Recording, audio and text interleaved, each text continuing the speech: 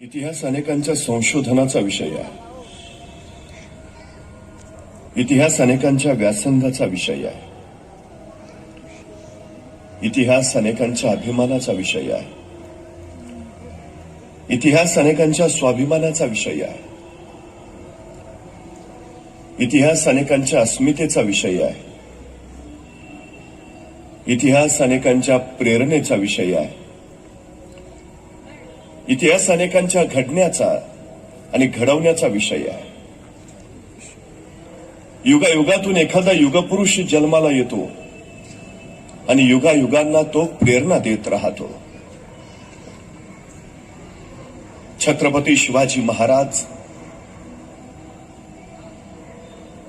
हे अशा असामान्य युगपुरुषाचं नाव आहे. या युगपुरुषाचा जन्मोत्सव सोहळा म्हणजे खरं तर तुमच्या माझ्यासाठी जिवंत प्रेरणेचा सोहळा.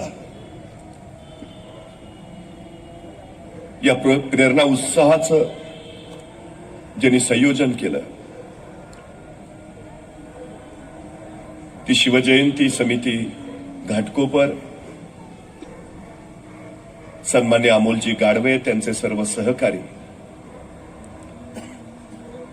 आजच्या कार्यक्रमासाठी उपस्थित असलेले सन्मान्य दीपक बाबा हंडे, सन्मान्य आरजी हुले सर. खरं तर एखादा माणूस गेल्यानंतर त्याचे पुतळे स्मारक होणं स्वाभाविक आहे. पण एखाद्या माणसाच्या जिवंतपणीच, एखाद्या माणसाच्या हयातीतच त्याच्या कर्तृत्वाची स्मारक उभारत असतील तर हे भाग्य फक्त छत्रपती शिवाजी महाराजांच्या वाट्याला आलं. जगात सर्वाधिक जर कुणाचे पुतळे आणि स्मारक असतील तर ती फक्त छत्रपती शिवाजी महाराजांची आहेत. का? 392 वर्ष झाली महाराजांचा जन्म होऊन. 350 वर्ष स्वराज्याला झाली. तरी या राजाची कणभर ही जादू कमी झाली नाही, उगाच ती अधिकाधिक वाढत निघाली आहे. इथल्या कुणाला सांगावं लागत नाही छत्रपती शिवाजी महाराज कोण होते. इथल्या कुणाला बोलावं लागत नाही महाराजांनी नेमकं काय केलं. दूरवर कुठेतरी किलकारी ऐकू येते छत्रपती शिवाजी महाराज की, आणि आमच्या ओठातून कधी जय बाहेर पडतं हे आम्हालाही समजत नाही. जणू काय आमच्या धमन्यातून सळसळणाऱ्या रक्ताच्या थेंबाथेंबामध्ये ते राजा शिवछत्रपती अजूनही जिवंत आहेत. जणू काय इथल्या मातीमध्ये जन्माला येणाऱ्या प्रत्येक पोराच्या बाळावर इथली माती जन्मताच शिवाजी ही 3 अक्षरं पूर्णच त्याला जन्माला घालते की काय असं वाटावं, इतकी जादू या राजाची आहे. का? दक्षिण दिग्विजयाच्या निमित्तानं महाराज आंध्र प्रदेशमध्ये गेले. आंध्र प्रदेशच्या त्या मुक्कामामध्ये महाराजांनी श्रीशैल मल्लिकार्जुनच्या मंदिरात दर्शन घेतलं. दर्शन घेऊन महाराज बाहेर आले. मंदिराचा बाहेरचा परिसर न्याहाळला आणि महाराजांच्या लक्षात आलं मंदिर देखणं आहे, मंदिर सुबक आहे, पण या मंदिराला घाट नाहीये. आणि महाराजांनी आंध्राच्या त्या मुक्कामामध्ये श्रीशैल मल्लिकार्जुनच्या मंदिराचे सगळे घाट बांधून काढले. आतापर्यंत अनेक राजे महाराजे आले गेले असतील, अनेकांनी त्या मंदिरात दर्शन घेतलं असेल, अनेकांनी तो परिसर निहाळला असेल. त्या मंदिराला घाट नाहीत हे अनेकांच्या लक्षातही आलं असेल, पण त्या मंदिराला घाट बांधावेत असं वाटलं ते फक्त छत्रपती शिवाजी महाराजांना. महाराजांनी ते बांधले. खरं तर ते घाट नसते बांधले,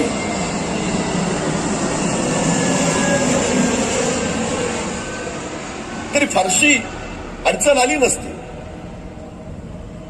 बांधायलाच हवे होते असंही काही नाही. महाराजांना सांगता आलं असतं तो भाग कुठं माझ्या मतदारसंघात येतो. आपण महाराष्ट्राचे मंदिर आंध्रमध्ये आहे, बांधायलाच हवं असं काही नाहीये. पण ही संकुचितता महाराजांच्या ठाई नव्हती.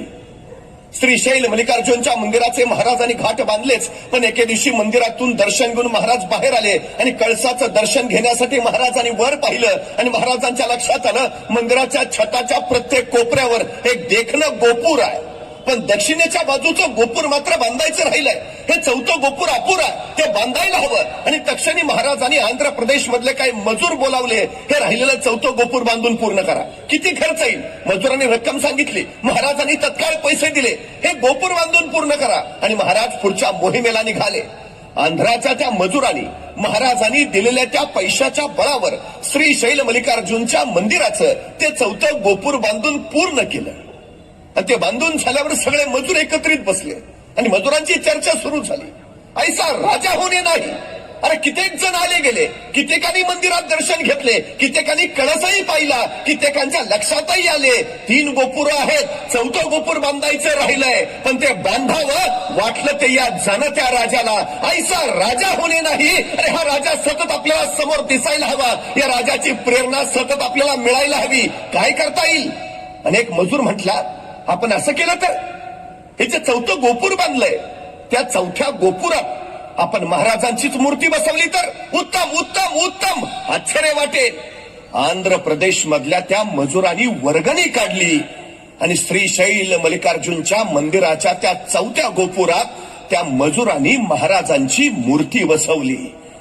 महाराजांच्या जिवंतपणी महाराजांचं उभारलं गेलेलं हे पहिलं स्मारक आहे आंध्र प्रदेशमध्ये.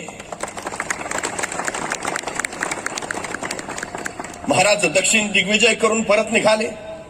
येता येता कर्नाटकमध्ये आले. कर्नाटकात बेलवाडी नावाचं एक ठाणं आहे. सावित्रीबाई देसाई नावाच्या ठाणेदारीने तिथं राज्य करत होत्या. नवरा आदिलशाही सरदार मरण पावला होता. नवऱ्याच्या पश्चात कारभार सावित्रीबाई देसाईच बघत होत्या.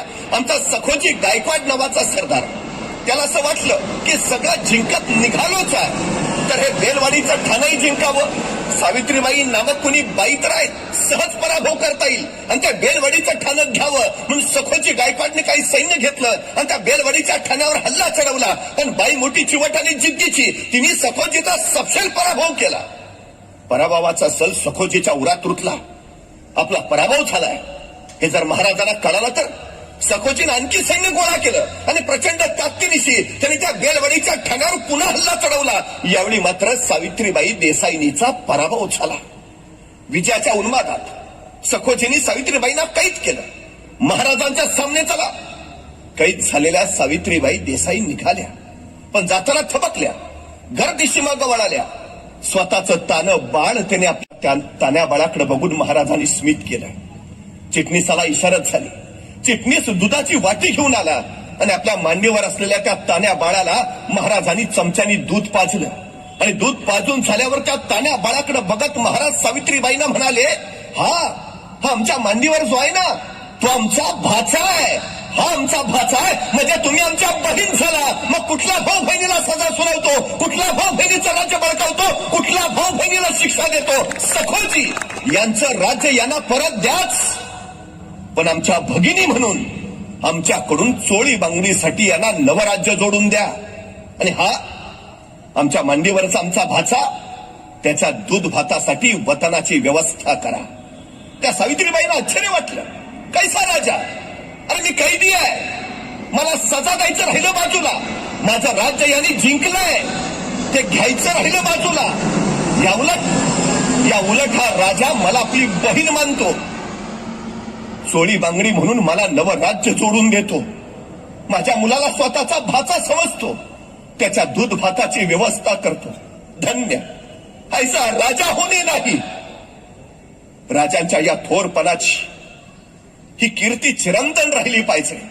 राजांचं हे थोरपण कळालं पाहिजे म्हणून सावित्रीबाईंनी या प्रसंगाची 3 दगडी शिल्प तयार करून घेतली. महाराज बसलेत, त्यांच्या मांडीवर ते तानं बाळ आहे. महाराज त्याला चमच्यानी दूध पाजतायत आणि शेजारी सावित्रीबाई उभा आहेत. अशी ती दगडी शिल्प. कधी कर्नाटकात गेलात तर धारवाड नावाचा जिल्हा आहे, त्या धारवाड जिल्ह्यात यादवाड नावाचं गाव आहे. त्या यादवाड गावात एक मारुतीचं मंदिर आहे आणि त्या मारुतीच्या मंदिरात सावित्रीबाई देसाईंनी शिवाजी महाराजांचं कोरलेलं हे दगडी शिल्प आहे. महाराजांच्या जिवंतपणी महाराजांचं उभारलं गेलेलं हे दुसरं जिवंत स्मारक आहे. कर्नाटकमध्ये. महाराजांचं सगळ्यात मोठं वैशिष्ट्य, आम्ही फक्त कारण सांगत राहतो. महाराजांनी आयुष्यात कधीही कारण दिली नाहीत. मला कुणी तलवार दिली तर लढीन म्हणतो, मला कुणी तोफा दिल्या तर उडवीन म्हणतो, मला कुणी सैन्य दिलं तर लढीन म्हणतो. अजिबात नाही. जे आहे त्याच्या बळावर महाराजांनी स्वतःची साधनं स्वतः निर्माण केली. जे उपलब्ध आहेत त्यांना उपयोगात आणलं आणि त्याच्या बळावर महाराजांनी हे राज्य उभा केलं. एखाद्याला आम्ही विचारतो, कसं काय, असं का झालं? आमची परिस्थिती नव्हती हो. तू गप. मला भयान राग येतो असल्या माणसांचा. आमची परिस्थिती नव्हती हो. परिस्थिती माणसाला घडवती नाही आणि परिस्थिती माणसाला बिघडवती नाही. माणूसच परिस्थिती घडवतो आणि माणूसच परिस्थिती बिघडवतो. ही सगळ्यात मोठी वस्तुस्थिती आहे. कितीही प्रतिकूल परिस्थिती असली तर तिला अनुकूल कसं करून घ्यायचं हे छत्रपती शिवाजी महाराजांकडनं शिकावं अलौकिक कार्य. काय विलक्षण असेल. राज्य उभा केलं, पण सगळ्यात महत्वाची गोष्ट, राज्य उभा करणं सोपं आहे, पण राज्य टिकवणं महत्वाचं, राज्य राखणं महत्वाचं. या हिंदुस्थानात साम्राज्य नव्हती असं नाही. विजयनगरचं हिंदू साम्राज्य होतं, देवगिरींचं यादवांचं राज्य होतं, पण तेही उद्ध्वस्त नेस्तनाबूत झालं.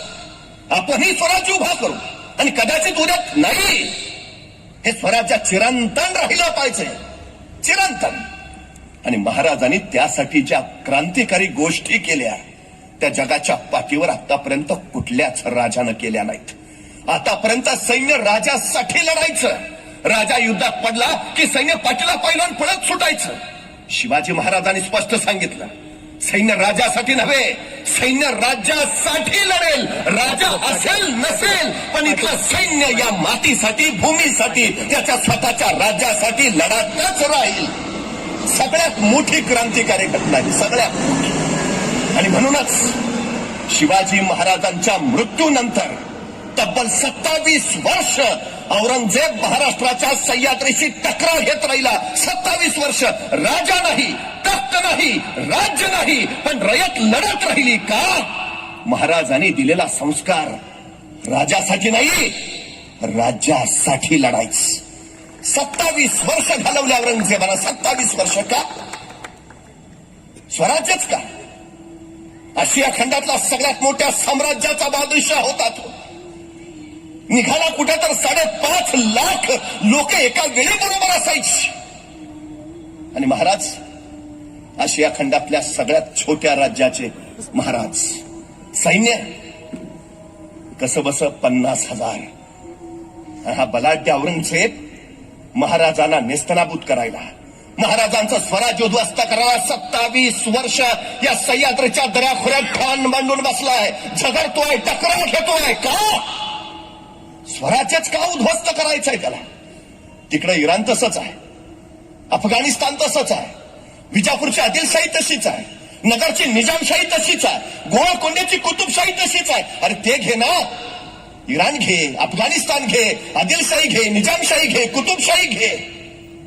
त्या कुणाकडे हे औरंगजेब लक्ष देत नाही. ती राज्य जिंकावी औरंगजेबाला महत्वाचं वाटत नाही. स्वराज्य का? स्वराज्यच का? औरंगजेबाने याचं उत्तर त्याच्या मृत्यूपत्रात लिहिलंय. औरंगजेब लिहितो, इराणचं राज्य शहाबाजचं आहे, विजापूरचं राज्य आदिलशहाचं आहे, नगरचं राज्य निजामशहाचं आहे, गोळकोंड्याचं राज्य कुतुबशहाचं आहे. पण महाराष्ट्रातलं स्वराज्य हे कुणा राजा, सुलतान, सम्राट वा बादशहाचं राज्य नाही, तर ते इथल्या रयतेचं राज्य आहे. आणि जिथं रयतेचं राज्य असतं तिथं माणसं मरायला आणि मारायला कधी मागं पुढे बघत नाहीत. आणि सगळ्यात मोठा धोका आहे तो हाय. औरंगजेबानं स्वराज्याच्या यशाचं गणितच मांडलं. काय सांगतोय?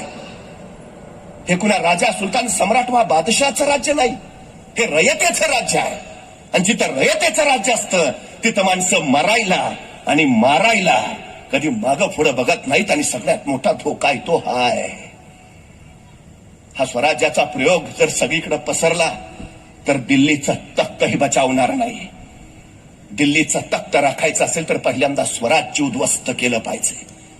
औरंगजेब लिहितोय मृत्यूपत्रात.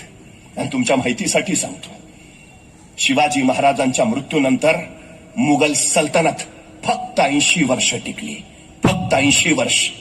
आणि सगळ्यात महत्वाचं जे मराठी साम्राज्य उद्ध्वस्त करायला औरंगजेब आला होता, त्याच मराठी साम्राज्यानं मुघल सल्तनत आपल्या तलवारीच्या टोकावर पेलून धरली. दिल्लीवर शिवाजी महाराजांच्या स्वराज्याचा भगवा तब्बल 18 वर्ष डौलानं फडकत होता.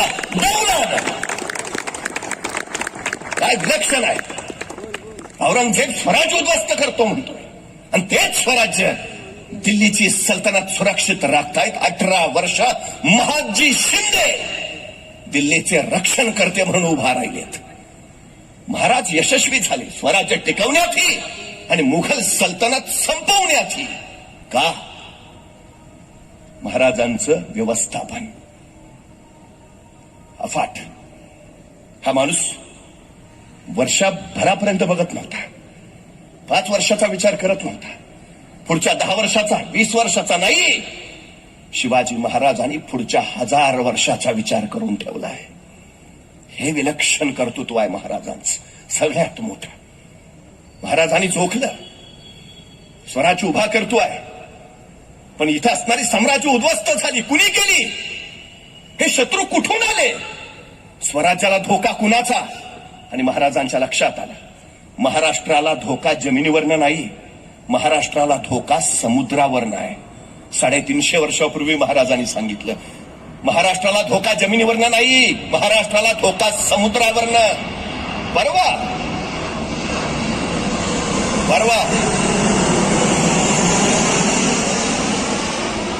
मुंबईवर 26/11चा दहशतवादी हल्ला झाला, आणि मग आम्हाला कळालं महाराज सांगत होते ते खरं होतं. महाराष्ट्राला धोका समुद्रावर नाही. 350 वर्षापूर्वी सांगून ठेवलं. मग याच्यावर उपाय काय केला महाराजांनी 350 वर्षापूर्वी? हिंदुस्थानात सम्राट चंद्रगुप्तानंतर स्वतःचं आरमार उभा करणारा पहिला राजा म्हणून आम्हाला शिवाजी महाराजांचंच नाव घ्यावं लागतं. या उपर कुणीही हा विचार केला नव्हता, कुणीही आरमार उभारलंच नव्हतं. हा पहिला प्रयत्न आहे, पहिला. कधी भारतीय नौदलात गेला तर नौदलाच्या प्रवेशद्वारावरच लिहिलंय, भारतीय आरमाराचे जनक छत्रपती शिवाजी महाराज. आरमाराचेच नव्हे, नुसत्या नेव्हीचे नव्हे, मर्चंट नेव्हीचे जनक सुद्धा शिवाजी महाराज आहेत. कोण म्हणतं मराठी माणूस व्यापारात मागं? 350 वर्षापूर्वी शिवाजी महाराजांची जहाजं युरोप, इराण, तुर्कस्तानला मसाल्याच्या पदार्थाचे व्यापार करायला जात होती.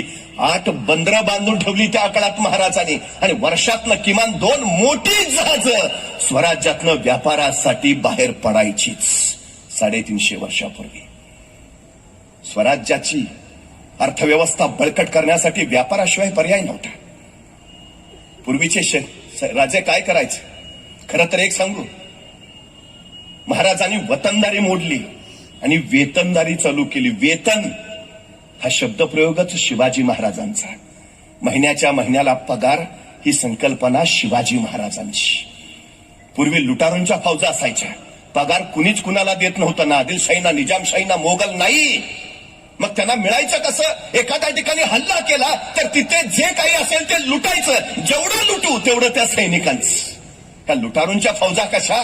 हातातल्या बांगड्या नाही काढायच्या, ते हातासहित बांगड्या घेऊन जायच्या. कानातलं फक्त कर्णकुंडल नाही काढायचं, सोन्याच्या कर्णकुंडलाबरोबर कानही काढून न्यायचा. अन्याय आणि अत्याचार महाराजांनी बंद केला. हा पहिला राजा आहे. स्वतःच्या राज्यातल्या रयतेच्या भाजीच्या देठालाही हात लावायचा तर नाहीच, पण शत्रूच्या राज्यातल्या शेतकऱ्याच्या भाजीच्या देठालाही हात लावायचा नाही. स्वतःच्या तर नाहीच, पण शत्रूच्याही अजिबात नाही. स्पष्ट सैनिकांना आदेश आहेत, शत्रूच्या प्रदेशात जाल, शेतकऱ्यांना कोणताही त्रास होता उपयोगाचा नाही. कुठल्याही बाई माणसाला चुकूनही धक्का लागता कामा नये. मंदिरं, मस्जिद आणि चर्च, कुठल्याही धर्मस्थळाला आपला कुठलाही सैनिक हात लावणार नाही. शत्रूच्या राज्यात कसं वागावं याचे धडे शिवाजी महाराजांनी आपल्या सैनिकांना दिलेत. का शिवाजी महाराजांना जाणता राजा म्हणावं? 400 वर्ष झाली का कीर्ती दिगंत आहे राजाची. इंग्रज, पोर्तुगीज, डच व्यापारानिमित्त आले आणि राज्यकर्ते झाले. हा पहिला धोका शिवाजी महाराजांनी ओळखला. हे इंग्रज साधे साहुकार नव्हे की भूमी स्थळाची यांना माया फार. घेतले स्थळ सोडतील ना हे आत्ताच उखडले पाहिजेत. केवढी दूरदृष्टी आहे. या इंग्रजांना उखडावं म्हणून महाराजांनी खांदेरीला किल्ला बांधला. जंजिराच्या सिद्धीला उखडावं म्हणून तिथं पद्मदुर्ग बांधला. समुद्रात स्वतःची हुकूमत तयार केली महाराजांनी. काय विलक्षण कार्य आहे. 350 वर्ष केवढा पुढचा विचार करतायत राज. कॅप्टन हेनरी थॉर्क गर्दन मारली या इंग्रज सागरी योद्ध्याची. 4 सागरी योद्धे खुलेआम मारले दर्यात. इंग्रजांचा आरमार शिवाजी महाराजांच्या आरमारा पुढे अगदी कुचकामी ठरला. हा हेनरी थॉर्क लिहून ठेवतो, जर समुद्रात शिवाजी महाराजांशी लढून आपल्याला विजय संपादन करायचा असेल तर शिवाजी महाराजांनी ज्या पद्धतीची जहाजं बनवलीत तशी जहाजं आपल्याला निर्माण करावी लागतील. इंग्रज लिहित आहेत. समुद्रावर सत्ता कुणाची? देश आमचा आहे, समुद्र आमचा आहे, पण या समुद्रात प्रवास करायचा झाला तर पोर्तुगीजांचं परवानगी पत्र लागायचं. आमचं जहाज न्यायचं झालं तर पोर्तुगीजांचा परवाना लागायचा. आमची परवानगी शिवाय जाऊच नाही शकत समुद्रात. मोडीत काढलं 350 वर्षापूर्वी शिवाजी महाराजांनी. स्वतःचं आरमार उभारलं. लुई व्हेनेगस आणि फर्नांडो व्हेनेगस या पोर्तुगीज आरमारी तंत्रज्ञांना बोलावलं. आरमार तयार करा, मार्गदर्शन करा. रातोरात एके दिवशी पळून गेले. पोर्तुगीजांचा त्यांना निरोप आला, काय करताय? शिवाजी महाराजांचा आरमार उभारताय, पोर्तुगीजांच्या पायावर कुऱ्हाड मारताय. रातोरात गायब झाले. नाही, ते निघून गेले. आता आरमार कसं उभा करावा? सोडून द्यावा विचार? नाही, महाराजांनी आपली माणसं उभा केली. कोकणातले कोळी, भंडारी, आगरी आणि मुस्लिम लोकांना सोबत घेतलं आणि शिवाजी महाराजांनी या स्थानिक माणसांच्या बळावर स्वतःचा आरमार उभा केला. 20 जहाजं निर्माण केली महाराजांनी पहिल्यांदा. कुठं? उद्यमशीलता. स्वराज्याला उद्योगात पुढे नेणारा राजा पहिला. काय केलं महाराजांनी? जहाजं इंग्रजांकडनं घ्यावी लागायची, तोफा पोर्तुगीजांकडनं घ्याव्या लागायच्या, दारुगोळा डचांकडनं घ्यावा लागायचा. ते विकत देतही होते. पण महाराजांनी विचार केला, इंग्रज आज जहाजं देतील, पोर्तुगीज आज तोफा देतील, डच आत्ता दारुगोळा देतील, पण उद्या कदाचित हे देणं त्यांनी बंदच केलं तर. आणि महाराजांच्या लक्षात आलं, जी माणसं दुसऱ्याच्या खांद्यावर उभा असतात ती केव्हाही ढासळतात. जी माणसं स्वतःच्या पायावर उभा असतात त्यांना कोसळण्याचा धोका नसतो. स्वराज्य स्वतःच्या पायावर उभा राहिलं पाहिजे. आणि महाराजांनी रत्नागिरी जिल्ह्यातल्या विजयदुर्गला जहाज बांधायचा कारखाना काढला. मुंबई जवळच्या कल्याणला आरमाराची गोदी काढली. तोफा ओतायचे कारखाने महाराष्ट्रात सुरू झाले. स्वराज्यासाठी लागणारा दारुगोळा स्वराज्यातच तयार होऊ लागला. स्वराज्य स्वयंपूर्ण बनवलं महाराजांनी. उद्यमशीलता, सृजनशीलता, निर्मिती क्षमता यामध्ये महाराजांनी क्रमांक 1 ला नेऊन ठेवला महाराष्ट्र. 20 जहाजं बनवली, तयार केली या कारखान्यात. ही जहाजं दर्यात उतरायची, पण या दर्यात एखाद्या अवजड तोफ त्या जहाजात ठेवली तर त्या तोफेच्या ओझ्यानं जहाज डचमळायचं. सबब तोफेचा नेम चुकायचा. तोफेचा गोळा पुढे सुटला, दाब मागा पडला की जहाज पाण्यात बुडायचं. महाराजांनी काहीतरी विचार केला. काहीतरी बदललं पाहिजे, नव्या पद्धतीचं जहाज बनवलं पाहिजे. आणि विचार करून महाराज कल्याणच्या कारखान्यात आले. आपल्या सगळ्या कामगारांना गोळा केलं. मी सांगतो तसं जहाज तयार करा, मी सांगतो तसं.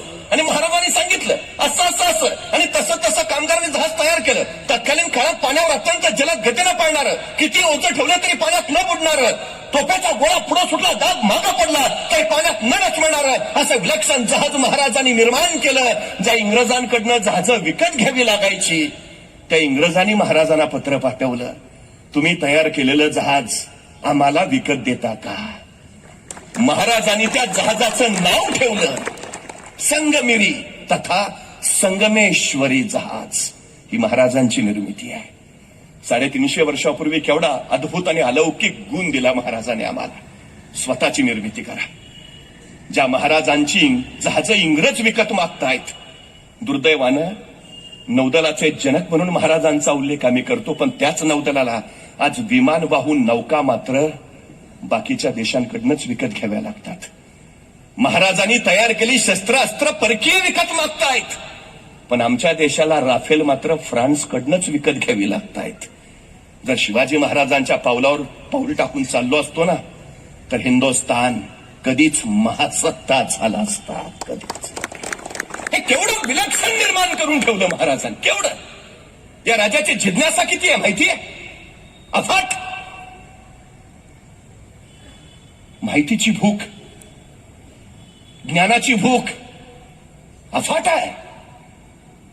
तुम्हाला माहिती असेल नसेल, पण आपल्या इतिहासाचा अभ्यास आपल्यापेक्षा युरोपियन राष्ट्रांनी खूप केलाय.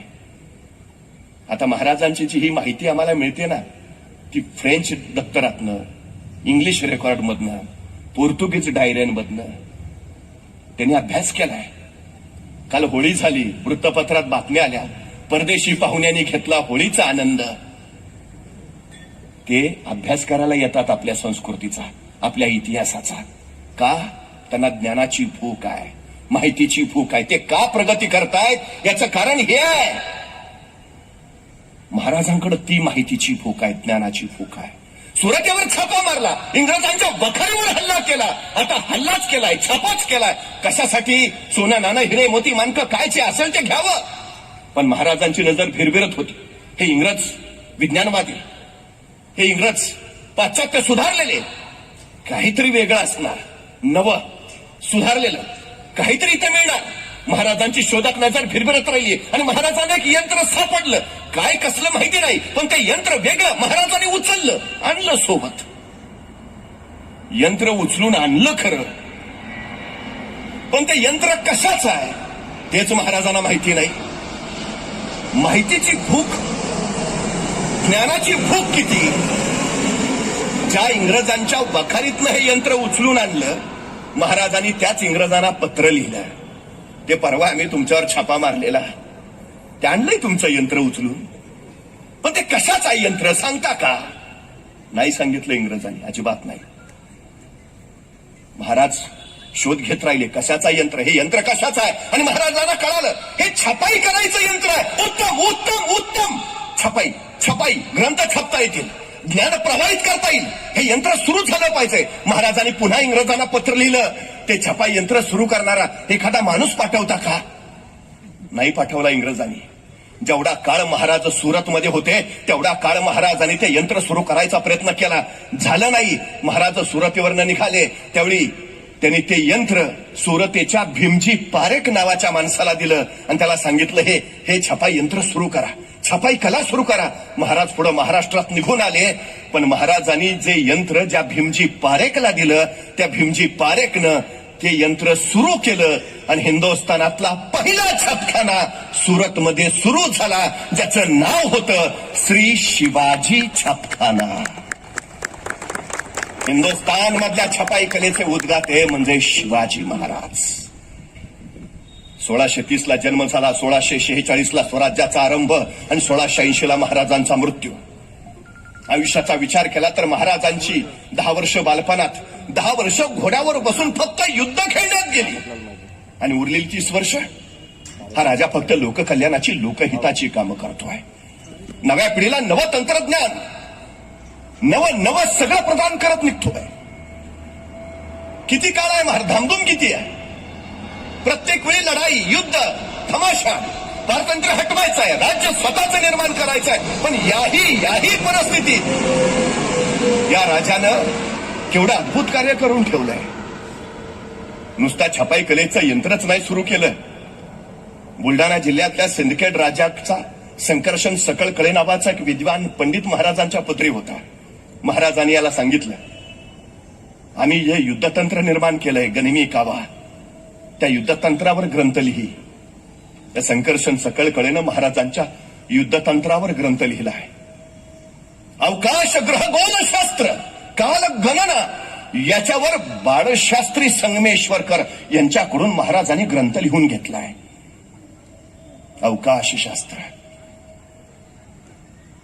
कारभार रयतेच्याच भाषेत चालला पाहिजे, तर ते रयतेला आपलं राज्य वाटेल. उर्दू फारसीचं आक्रमण झटकलं आणि महाराजांनी मराठीत कारभार चालू केला आणि त्याच्यासाठी राजव्यवहार कोशाची निर्मिती केली. अमात्य बलू रघुनाथ पंडितम करुची राजव्यवहार कोशम. रघुनाथ पंडितांनी तयार केला, धुंडराज व्यासांकडनं त्यांनी तो करून घेतला. महाराष्ट्र राजभाषा अधिनियम 1961 आणि राजभाषा नियम 1973 त्या आताच्या राज्य सरकारनं राजभाषेचे केलेले नियम 350 वर्षापूर्वी महाराजांनी मराठीला अभिजात राजभाषेचा दर्जा दिला आणि कारभार मराठीतनं चालावा यासाठी राजव्यवहार कोशाची निर्मिती केली. स्वतःच्या राज्याचा त्यांनी स्वतंत्र कानून जाबता तयार केला. कानून जाबता, अधिकाऱ्यांची कर्तव्य, कार्य, स्वराज्याची घटनाच तयार केली महाराजांनी 350 वर्षापूर्वी. हेनरी ऑक्झेंडन शिवाजी महाराजांच्या राज्याभिषेकाला उपस्थित आहे. तो असं लिहितो की राज्याभिषेकाच्या दोन्ही बाजूला सुवर्णांकित भाल्याच्या टोकावर राजसत्ताक अधिकार चिन्ह दर्शवलेली अनेक चिन्ह लावली आहेत. राजसिंहासनाच्या डाव्या बाजूला सुवर्णांकित भाल्याच्या टोकावर समपातळीत लोंबणारी तराजूची पारडी जोडलेली आहेत. का? आधुनिक न्यायशास्त्राचा जन्मही झाला नव्हता त्या काळात महाराज निपक्ष न्यायाचं प्रतीक स्वतःच्या राज्याभिषेकाच्या वेळी स्वतःच्या राजसिंहासना शेजारी लावतायत. सुवर्णांकित भाला म्हणजे राजसत्तेच्या शक्तीचं निदर्शक आणि समपातळीत लोंबणारा तराजू इथे निपक्ष न्याय देता येतो, द्यावाच लागेल. हे सरन्यायाधीश पदाची निर्मिती केली महाराजांनी. स्वराज्य निर्माण केलं, पण आयुष्याची 30 वर्ष महाराजांनी या स्वराज्याचं सुराज्य करण्यासाठी घालवलं. स्वराज्य स्वतःचं राज्य आणि सुराज्य लोककल्याण करणारं, लोकहित साधणारं, रयतेच्या डोळ्यावर सुखाचं छत्र ठेवणारं सुराज्य. सुराज्य आम्ही सतत म्हणतो स्वराज्याचं सुराज्य झालं पाहिजे. 350 वर्षापूर्वी महाराजांनी केलं. दुर्दैवानं अजून आम्हाला जमलं नाही. आजही आम्हाला मोर्चे काढावे लागतात. आजही राज्य आमचंच, सरकार आमचंच, पण आंदोलनं होतात. सुराज्य नाही, महाराजांनी ते केलंय. हे सगळ्यात महत्वाचं. हे रयतेला राज्य आपलं वाटावं. काय केलं यासाठी महाराजांनी? प्रत्येकाचा सहभाग घेतला. हा जगातला पहिला राजा आहे ज्याला कळालं. या देशात ब्रिटिश गव्हर्नर शेवटचा फिलिप्स तो असं लिहितो की या देशातले 3 राजे मला आवडतात. 1, 2 आणि 3. तिसऱ्या क्रमांकावर आहे अकबर. दुसऱ्या क्रमांकावर आहे पंजाबचे रणजित सिंह. आणि तो म्हणतो प्रथम क्रमांकावर आहेत छत्रपती शिवाजी महाराज. का? तो उत्तर शोधत होता की 6000 किलोमीटर लांबीवर आम्ही मुठभर इंग्रज आलो आणि 2500 किलोमीटर लांब आणि 2500 किलोमीटर रुंद असणाऱ्या या हिंदुस्थानवर आम्ही मुठभर इंग्रजांनी 150 वर्ष राज्य केलं. का? आम्हाला हे जमलं तरी कसं जमलं हे? याची उत्तरं तो शोधतोय. ती उत्तरं शोधण्यासाठी त्यांनी शिवाजी महाराजांचा अभ्यास केला आणि तो सांगतो मी महाराजांना मानतो. का? कारण सैन्य पोटावर चालतं हे पहिलं या राजाला कळालं. या राजाला कळालं ते. हे आतापर्यंत जगात कुणालाच कळालं नव्हतं. काय केलं महाराजांनी? सगळ्यात मोठी गोष्ट केली. रिकाम्या पोटी पाठीचे कणे कधीच ताट राहत नाहीत. पोटं भरलेली असली ना तर पाठीचे कणे ताट राहतात. अस्मिता, स्वाभिमान, अभिमान या गोष्टी भरल्या पोटी करायच्या. रिकाम्या पोटी माणसाला फक्त भूक सतावत राहते आणि भूकच कशी भागवता येईल याचा तो सतत विचार करत राहतो. मातीसाठी, भूमीसाठी, राष्ट्रासाठी लढणारी पिढी जर तयार करायची असेल तर पहिल्यांदा ही पोटं भरली पाहिजेत, मग यांचे कणे ताट होतील. त्या ताट कण्यात अस्मिता, स्वाभिमान जागृत करता येईल. महाराजांनी स्वराज्याचा वचननामा ठरवला. काय? स्वतःला छत्रपती व्हायचं म्हणून हा सगळा टास नव्हता.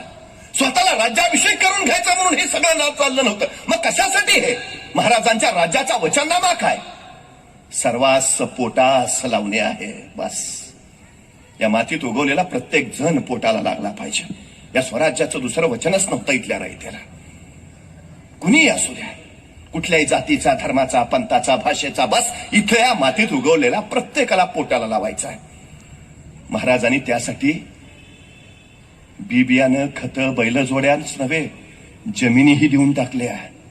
महाराष्ट्रातल्या जमिनींची पहिली मोजणी शिवाजी महाराजांनी केली. जमीन मोजणीचं परिमाण 5 हात लांब, 5 तसू 14 मुठींची लांबकाठी महाराजांनी शोधून काढलं. महाराजांच्या हयातीत महाराष्ट्रातल्या जमिनींची 3 वेळा मोजणी झाली. आता आमच्या नावावर जे सातबारे दिसतायत ना, त्या सातबाऱ्यांचा उद्गाता राजा शिवछत्रपती शिवाजी महाराज नसते, तुमच्या माझ्या नावावर सातबारे सुद्धा दिसले नसते. महाराजांनी इथल्या रयतेला जमिनी दिल्या. लागवडीखाली आणा, शेती करा. सुभेदारांना सक्त आज्ञा दिल्या. गावोगावी जा, दौरे करा, शेतकऱ्यांच्या अडचणी समजून घ्या, गोनास बिबे नसेल द्या, खतं नसतील द्या, बैला जोडी नसेल द्या, जैसे होईल तैसे शेतकरी सुखी होईल ऐसे पहा. सुलतानी कोसळलीच आहे हो, पण आसमानी एवढी कोसळली, दुष्काळ इतका भयानक पडलाय की भुकेपोटी माणसाची नजर मेल्या जनावराच्या प्रेतावर पडू लागली आणि जगण्यासाठी बापाची नजर पोराच्या मांसावर जाऊ लागली. इतकी भयान अवस्था, पण इतकी भयान अवस्था असताना सुद्धा छत्रपती शिवाजी महाराजांच्या काळात महाराष्ट्रातल्या एकाही शेतकऱ्यानं आत्महत्या केली नाही. हे शिवशाहीचं यश आम्हाला मानावंच लागेल. महाराजांनी मातीत मरणारी नव्हे, मातीसाठी मरणारी माणसं तयार केली. हे महाराजांचं अलौकिक कर्तृत्व आहे. एकही नाही आत्महत्या करणारा दिसणार तुम, चुकून नाही. बेभान संकट कोसळतायत नव्हे, ती परीक्षा घ्यायलाच येत आहेत, पण अजिबात अशी एकही घटना नाही. काय केलंय महाराजांनी? विश्वास दिला इथल्या रयतेला. हे तुमचं राज्य आहे, तुमच्यासाठी आहे. माणसं आत्महत्या कधी करतात माहिती आहे? या जगात आपल्याला समजून घेणार आता कुणी उरलं नाही ही भावना ज्यावेळी प्रबळ होते ना, त्यावेळी तो असं पाऊल उचलतो. महाराजांनी विश्वास दिला, मी तुझ्या पाठीशी आहे, हे स्वराज्य तुझ्या पाठीशी आहे. गरजच काय? माणसं मरायला तयार झाली हो. घोडखिंडीमध्ये 500 लोकांबरोबर शिवाजी महाराज पन्हाळ्यावरनं निसटलेत आणि मसाईच्या पठारावर 21 तास रात्रीचा पावसाळ्याच्या रात्रीत प्रवास करून आलेत. आणि त्याचवेळी 3000 घोडदळासहित सिद्धी जवळचं सैन्य पाठलाग करताय. आता यांच्या हाती सापडणं म्हणजे मृत्यूच. बाजीप्रभू विचार काय करतायत माहितीये? राजे, निमे सैन्य घेऊन आपण पुढे निघा. निम्या सैन्यानिशी आम्ही सिद्धी जवळच्या फौजेला इथं भिडतो. साहेब कारी आम्ही मरितो. आमच्या मुला लेकरांसाठी महाराज साहेब समर्थ. काय बाजीप्रभू सांगतायत? सगळ्यांनी नको मरायला का? लाख मेले तरी चालतील, लाखाचा पोशिंदा राहिला पाहिजे. राजे, तुम्ही पुढे निघा, निम्मे तरी पुढे जाऊन जीव वाचवा. आम्ही निम्मे लोक स्वामी कारी मरितो, स्पष्ट सांगून देतोय. मरतो आम्ही, काळजी करू नका. तुमची स्वराज्याला गरज आहे. लाख मेले तरी चालतील, तुम्ही वाचला पाहिजे. राजे निघा. आणि मरितो का? काळजी नाही, पोराबाळांची तर अजिबात नाही का? माझ्या कुटुंबाची काळजी घ्यायला, माझ्या पोराबाळांची काळजी घ्यायला माझे महाराज समर्थ आहेत. काय विश्वास आहे? आणि तुमच्या माहितीसाठी बाजीप्रभू घोडखिंडीमध्ये ती खिंड पावन करून स्वराज्याला समर्पित झाले. महाराजांना हे बलिदान, हे समर्पण अलौकिक. आणि महाराज बाजीप्रभूंच्या गावी सिंध गाव त्यांचं, तिथं गेले. बाजीप्रभूंच्या कुटुंबियांशी बोलले. बाजीप्रभूंना 8 मुलं. या 8ही मुलांना महाराजांनी स्वराज्याच्या सेवेत घेतले. अनुकंपा तत्वावर नोकरी. ही आताची नाही, 350 वर्षापूर्वी महाराजांनी सुरू केली आहे. सेवेत घेतली 8ही मुलं. तर ठीक आहे, ज्यांना मुलं आहेत त्यांना सेवेत घेता येईल. ज्यांची मुलं छोटी आहेत, रायगडावर महाराजांनी बाल परवेशी गृह उभारलंय. लढाईमध्ये स्वराज्याचे जे सैनिक खर्ची पडतील त्यांच्या मुलांच्या पूर्ण शिक्षणाची व्यवस्था स्वराज्य बघेल. योग्य वयात येईपर्यंत त्यांचा सांभाळ स्वराज्य करेल. 350 वर्षापूर्वी. आणि त्याच्याही पेक्षा जर एखाद्या सैनिकाच्या पत्नीला, म्हणजे त्यांना मुलंच नसतील, फक्त विधवा पत्नी असेल, तर महाराजांनी तिच्यासाठी फॅमिली पेन्शन चालू केली आहे 350 वर्षापूर्वी. बरं, ती फॅमिली पेन्शन किती द्यायची आहे? तर तो सैनिक लढाईत ज्यावेळी शेवटचा मारला गेला त्यावेळी त्याचा शेवटचा पगार किती होता? त्याचा निम्मा पगार त्याच्या बायकोला पेन्शन म्हणून दिला जायचा. सिस्टीम्स तयार केल्यात महाराजांनी, व्यवस्था बनवल्यात. मी उद्या असेल नसेल, पण माझ्या स्वराज्याची ही व्यवस्था कायम राहिली पाहिजे. अडीशेरी नावाची योजना चालू केली आहे. संकट काळामध्ये प्रत्येक कुटुंबाला 2.5 शेर स्वराज्याच्या वतीनं धान्य दिलं जायचं. 350 वर्ष हा राजा किती विचार, का माणसं मरायला तयार झाली? काय बघा ना, महाराजांनी स्वराज्य उभा केलं, पण स्वराज्याचं नाव त्यांनी शिवराज्य नाही ठेवलं असतं तर अभिमानच वाटला असता आम्हाला, शिवराज्य. पण नाही, महाराजांनी राज्याचं नाव काय ठेवलं? स्वराज्य. माझं, या मातीत उगवलेल्या कुणीही या राज्याच्या नावाचा उच्चार करावा. स्वराज्य, माझं राज्य. अरे मग माझं आहे ना, मलाच लढलं पाहिजे, मलाच लढलं पाहिजे, मलाच झुंजलं पाहिजे आणि मलाच मेलं पाहिजे. ही उर्मी इथल्या प्रत्येकात रुजली, भरली, फुलली आणि मग इथली माणसं मातीसाठी लढायला तयार झाली. विलक्षण काळ आहे हो, शिवकाळ. जगण्यासाठी स्पर्धा नाही, इथं मरण्यासाठी स्पर्धा आहे. महाराज एखादी मोहीम काढायचे आणि तानाजी म्हणायचा, राज ह्यो डावा आपला, आपण जातो राज. तसा यसाजी म्हणायचा, ताना ही मोहीम आपली आहे, आपण जाणार राज, आपण लढणार. तसा बाजी म्हणायचा, यसाजी कवापासून नंबर लावून बसलोय का, सर माग, ही मोहीम आपली, आपण जाणार, आपण लढणार, आपण मरणार राज. हा जगाच्या पाठीवरचा पहिला काळ आहे.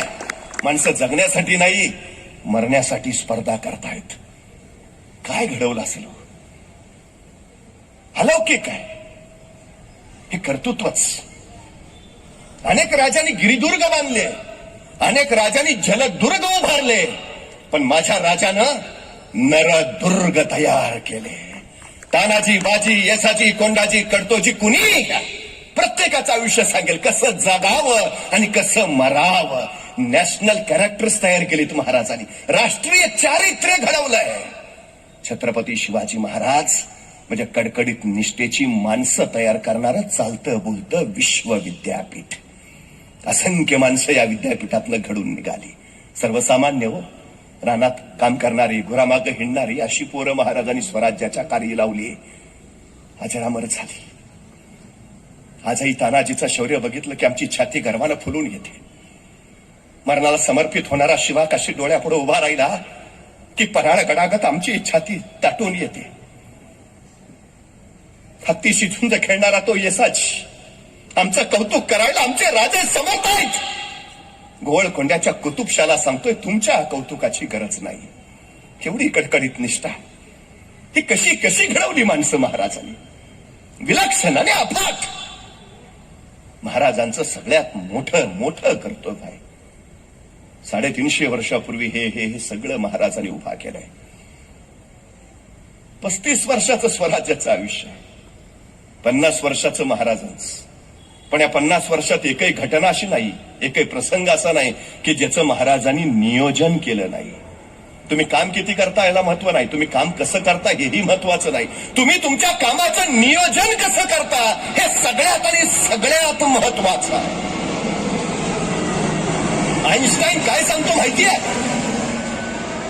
आईन्स्टाईन असा सांगतो की मला जर 1 तासाचं काम करायला सांगितलं तर त्या 1 तासाच्या कामासाठी मी 50 मिनिटं ते काम कसं करायचं याच्या नियोजनात घालवीन आणि 50 मिनिटाच्या नियोजनाच्या बळावर ते तासाभराचं काम मी फक्त 10 मिनिटात उरकेन. का महाराजांनी 35 वर्षात स्वराज्य उभा केलं? उत्तम व्यवस्थापन आणि उत्तम नियोजन. भान राखून योजना आखाव्यात आणि बेभान होऊन त्या अंमलात आणाव्यात, हे महाराजांचं सगळ्यात मोठं वैशिष्ट्य आहे. सगळ्यात हे साधं नाही. 50 वर्षात एकही घटना नाही, एकही प्रसंग नाही की ज्याचं महाराजांनी नियोजन केलं नाही. ते जाऊ द्या, आईच्या गर्भात असतानाच ज्याच्या आयुष्याचं नियोजन ठरलंय असं जर कुणी महापुरुष या सृष्टीत जन्माला आला असेल तर छत्रपती शिवाजी महाराजांशिवाय दुसरं नाव नाही. जन्माला येण्याआधीच ठरलंय का जन्माला यायचं आहे, जन्माला येण्याआधीच ठरलंय जन्माला येऊन काय करायचं आहे. जन्माच्या अगोदरच नियोजनाला आरंभ झालाय.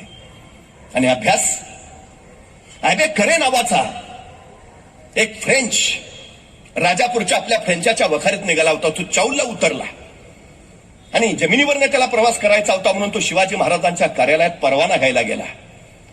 आणि त्या शिवाजी महाराजांच्या कार्यालयात तिथल्या अधिकाऱ्याशी तो बोलत राहिला.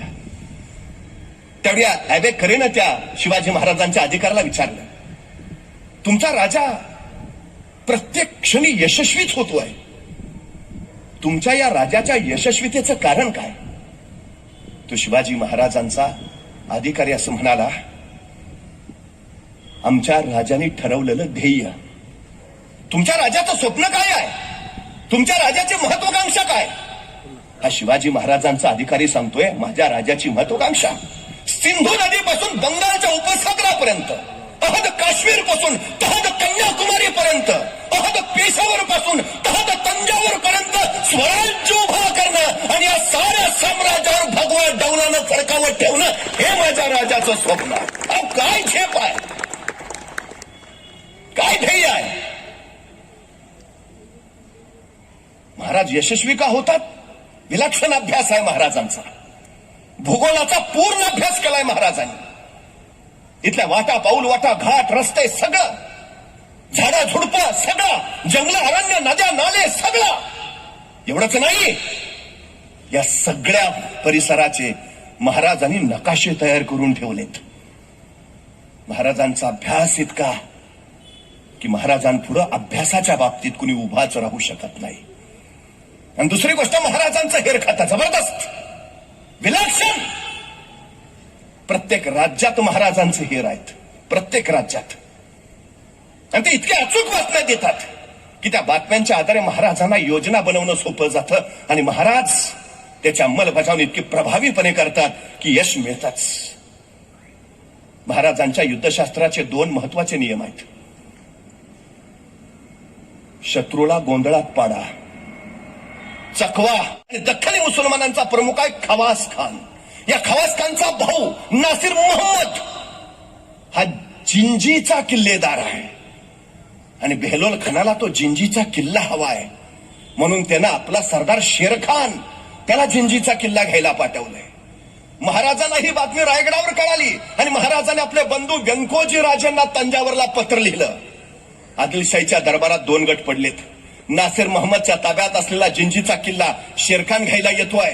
तुम्ही एक काम करा, आतापर्यंत तुम्हाला बेहलोल खानाचं पत्र आलंच असेल की शेरखानला मदत करा, बिनधास्त मदत करा. शेरखानला मदत करून जिंजीचा किल्ला ताब्यात घ्या आणि किल्ला ताब्यात आला की शेरखानला भेटीला बोलवा, संपवून टाका आणि त्याच वेळी आपलं सैन्य शेरखानच्या फौजेवर घाला, म्हणजे किल्ला आपण जिंकून घेतला असं होईल. काय राजकारण खेळतायत महाराज, काय? व्यंकोजी राजांना सांगतात, आधी शेरखानला मिळा, शेरखानला मदत करा, जिंजीचा किल्ला ताब्यात घ्या आणि किल्ला ताब्यात आला की शेरखानला भेटीला बोलवून त्याला संपवून टाका, सैन्य त्याच्या सैन्यावर घाला आणि किल्ला ताब्यात घ्या. जिंजी का घ्यायचंय महाराजांना? नियोजन बघा महाराजांचं. कुठं आहे जिंजी? तामिळनाडूमध्ये आहे. महाराजांचं स्वराज्य कुठं आहे? पश्चिम महाराष्ट्रात, पश्चिम किनाऱ्यावर. हा राजा विचार किती पुढचा करतो आहे. राज्याभिषेकाच्या वेळी महाराजांनी स्वराज्याच्या बजेटमध्ये 2.25 लाख रुपये गडकिल्ल्यांसाठी टाकून दिले. 2.25 लाख होऊन, एक होऊन 4.25 रुपयाचा, म्हणजे 2.25 लाख होणांचे होतात 7.5 लाख रुपये. 350 वर्षापूर्वी महाराजांनी किल्ल्यांसाठी स्वराज्याच्या बजेटमध्ये 7.5 लाख रुपयांची तरतूद करून ठेवली. मंत्र्यांनी विचारलं, 7.5 लाख रुपये किल्ल्यांना महाराज, हा इतका खर्च? महाराज म्हणले, हा खर्च नाही, ही गुंतवणूक आहे. स्वराज्य चिरंतन राहावं यासाठी आज करून ठेवत असलेली ही मी गुंतवणूक आहे. त्यावेळी महाराजांनी सांगितलं, हे पैसे का मी गुंतवून ठेवतोय? तर या पैशाच्या बळावर स्वराज्यात त्यावेळी किती किल्ले आहेत? 360 महाराजांच्या राज्याभिषेकाच्या वेळी.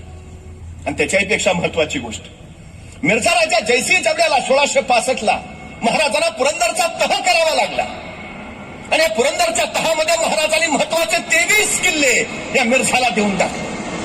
23 किल्ले, 23.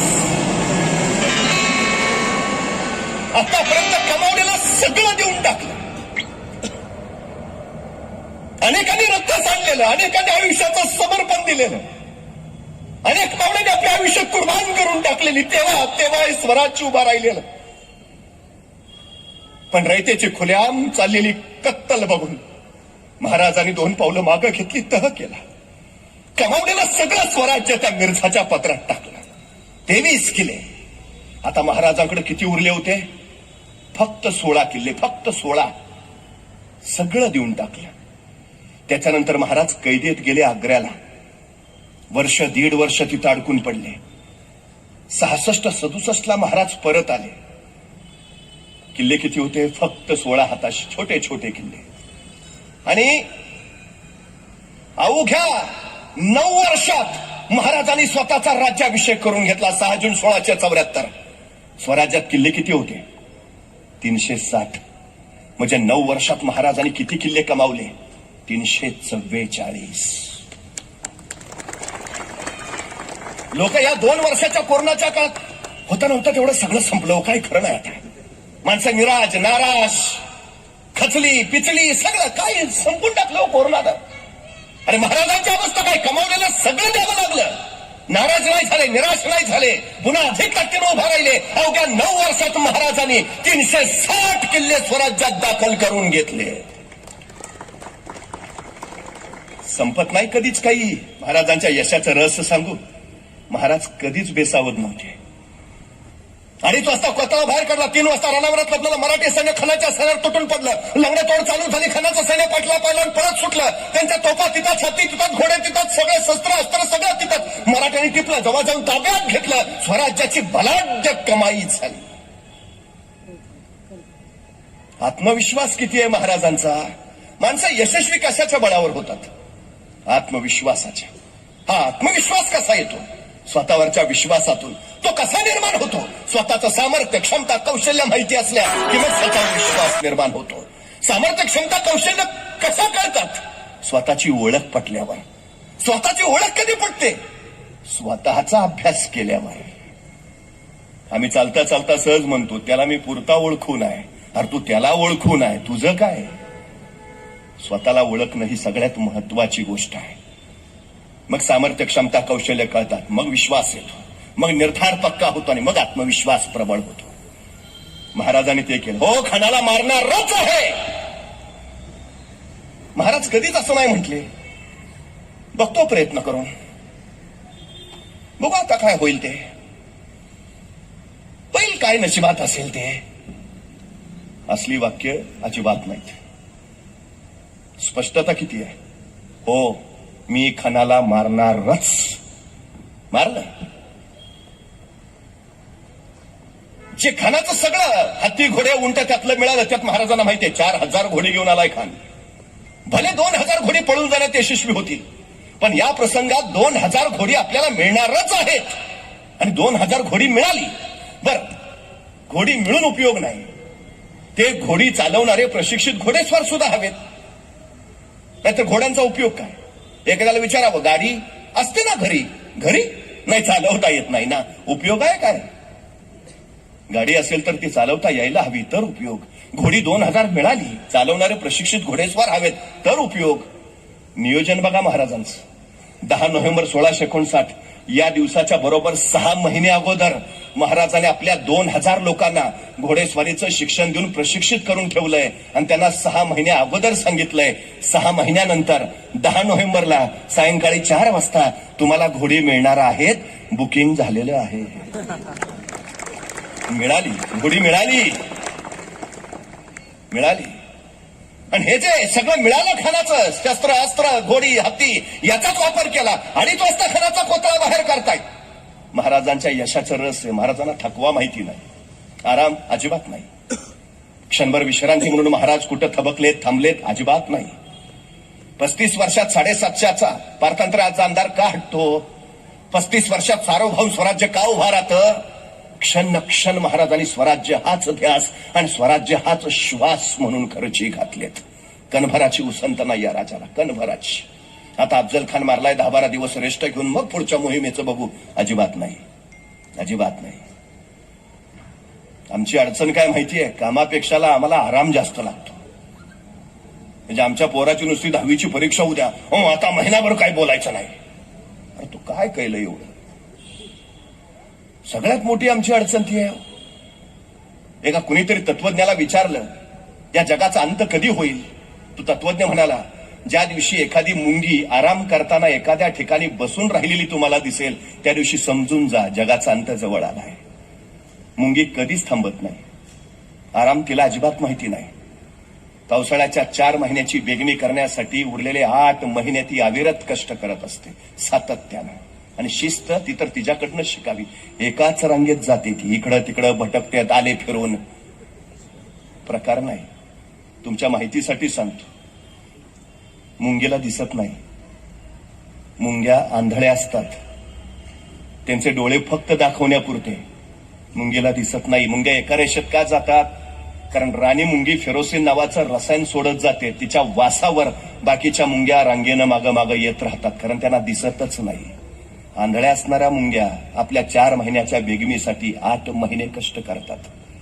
तुम्हाला माहिती आहे, सातत्यानं काम करणारी मुंगी आहे, सातत्यानं. एवढा असा जीव आहे, पण तिचं आयुष्य किती आहे? मुंगीच्या एका प्रजातीचं वय 30 वर्ष आहे. मुंगी 30 वर्ष जगते. माणूस कामानं कधीच मरत नाही, माणूस कामाच्या ताणानं मरतो. ताण कधी निर्माण होतो? आपण आराम करत बसलो, 2 दिवस वाया गेले, आता केलंच पाहिजे, मग ताण. वर्षभर निवांत बसायचं आणि परीक्षा लेखी अभ्यास करायचा, मग ताण येणारच. सतत अखंडित कार्यरत असणारी माणसं तणावात कधीच नसतात. आणि महाराजांनी तणावाचं नियोजन कसं करायचं? प्रत्येक प्रसंग मृत्यूचा, अफजल खान मृत्यू, शाहिस्ता खान मृत्यू, आग्रा भेट मृत्यू, तरी कुरुक्षेत्रावर भगवान श्रीकृष्ण अर्जुनाला घेऊन आले. महायुद्ध आहे, धनुर्धारी आहे. पण रणांगणावर आल्यावर तो अर्जुन सुद्धा विचलित झाला, गोंधळला.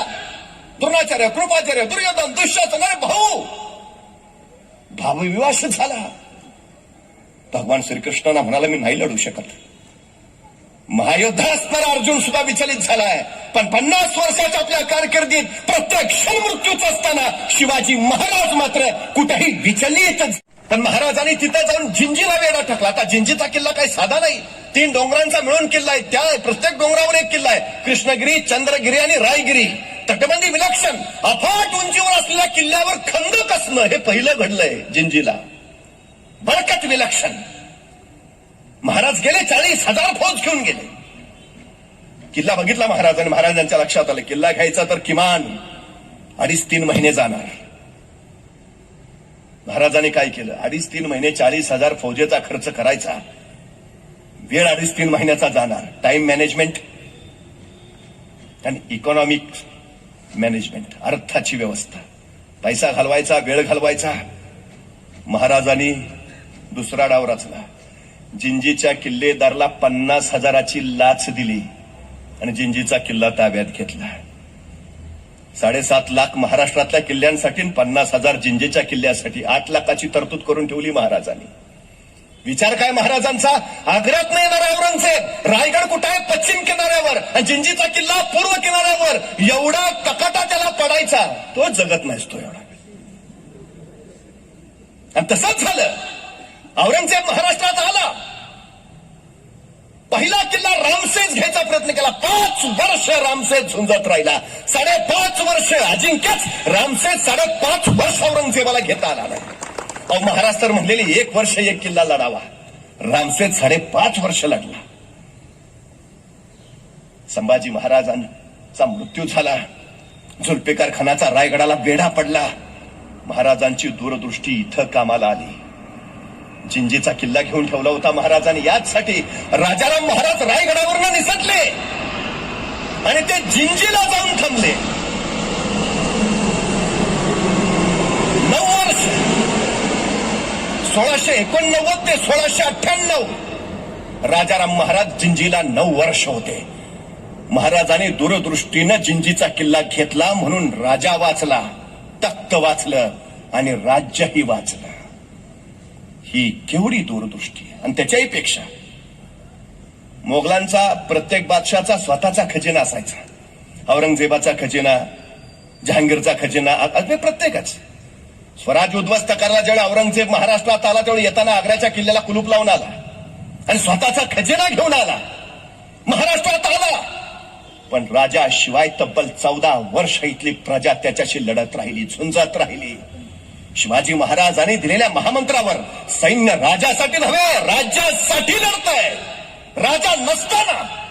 आणि मराठ्यांशी लढण्यात औरंगजेबानं स्वतःचा सगळा खजिना संपवला. मग त्यानं शहाजहानचा खजिना मागवून घेतला, तोही सगळा संपला. मग त्यानं जहांगीरचा खजिना मागवून घेतला, तोही संपला. मग त्याने अकबराचा खजिना मागवून घेतला, तोही सगळा संपला. औरंगजेबाची मनुष्यहानी फार नाही झाली, पण औरंगजेबाचा पिढ्यानपिढ्यांचा खजिना मात्र संपून गेला. मुघल सल्तनत असताना का गेली? 360 किल्ले घेण्यासाठी औरंगजेबाचा पिढ्यानपिढ्यांचा खजिना संपला. राज्य टिकवण्यासाठी, सल्तनत टिकवण्यासाठी मोगलांकडे करत पैसाच राहिला नाही. म्हणून शिवाजी महाराजांच्या मृत्यूनंतर 80 वर्षात मुघल सल्तनत संपून गेली नव्हे, त्याच मुघल सल्तनतीचे शिलेदार म्हणून महाजी शिंदे दिल्लीवर भगवा फडकवत राहिली 18 वर्ष. काय किती विलक्षण नियोजन आहे. काळाचा किती पुढचा विचार करतो हा राजा. केवढं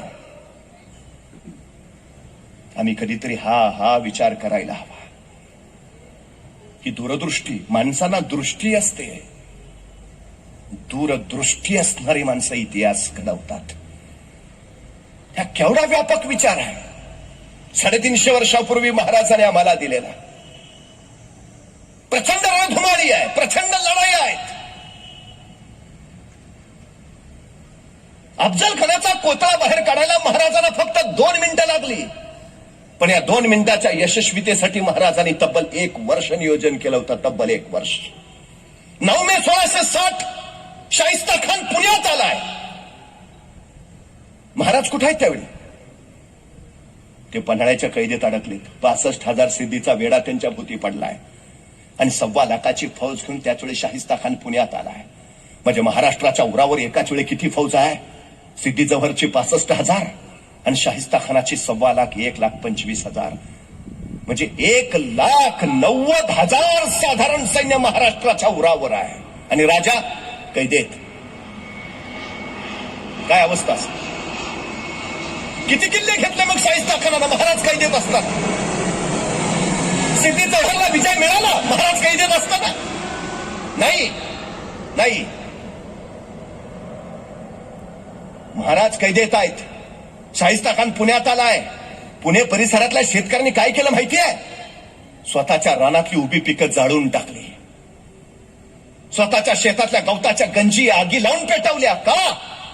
दुश्मनाच्या घोड्यांना चारा मिळता कामा नये आणि दुश्मनाच्या सैन्याला धान्य मिळता कामा नये.